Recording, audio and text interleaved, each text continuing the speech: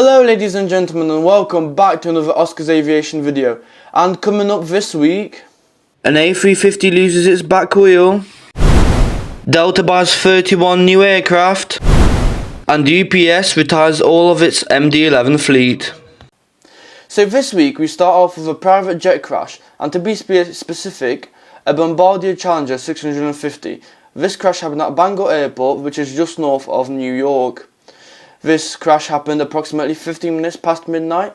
As the aircraft came into land, it landed safely, then taxied to the gate, had a quick turnaround, and at 00:45 went to take off again. Due to the winter storm that was happening in America, the aircraft had low visibility for departure as long as low temperature.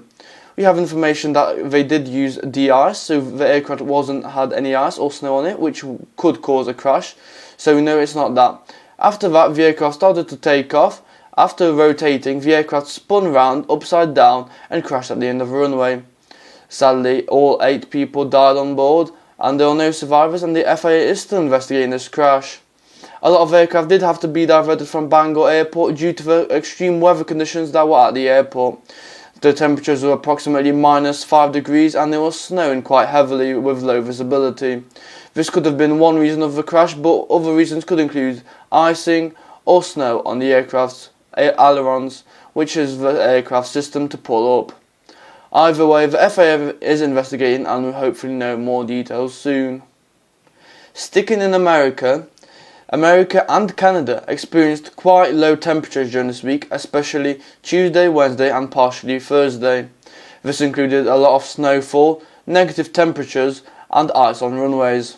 This caused over 12,000 cancelled flights and over 40,000 delayed flights. Most aircraft that departed towards America or Canada had to divert back to the original destination. This caused a lot of disruptions all across the world, as America is a major hub for most airlines.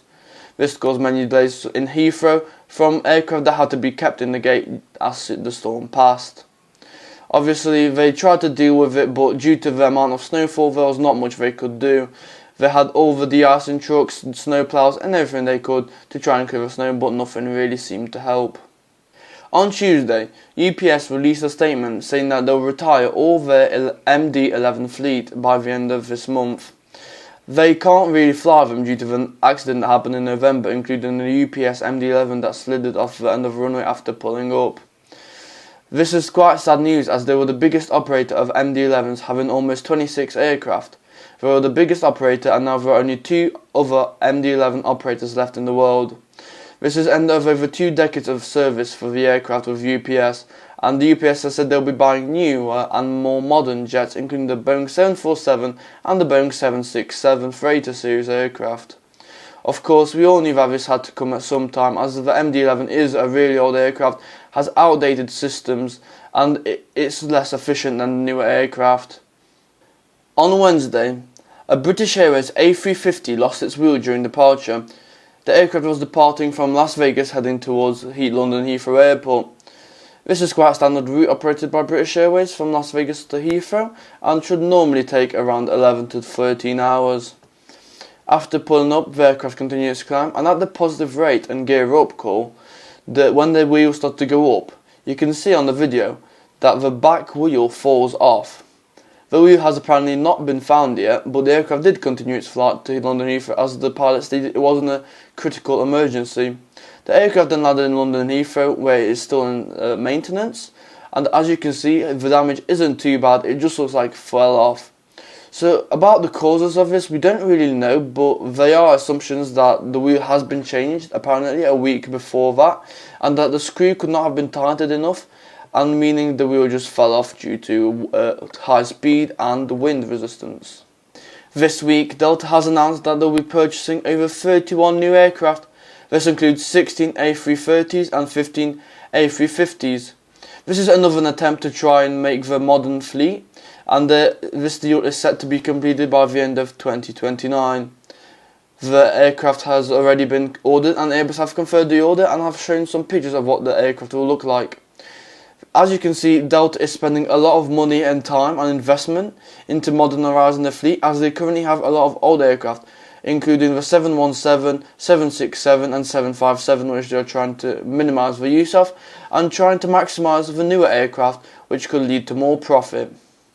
Now, for the last bit of this episode, we move to India, where an Indian politician and 4 other people died on board a private jet heading from Mumbai to Baramati Airport. This was meant to be a short 30-minute flight carrying the politician from Mumbai to Baramati Airport, as mentioned before.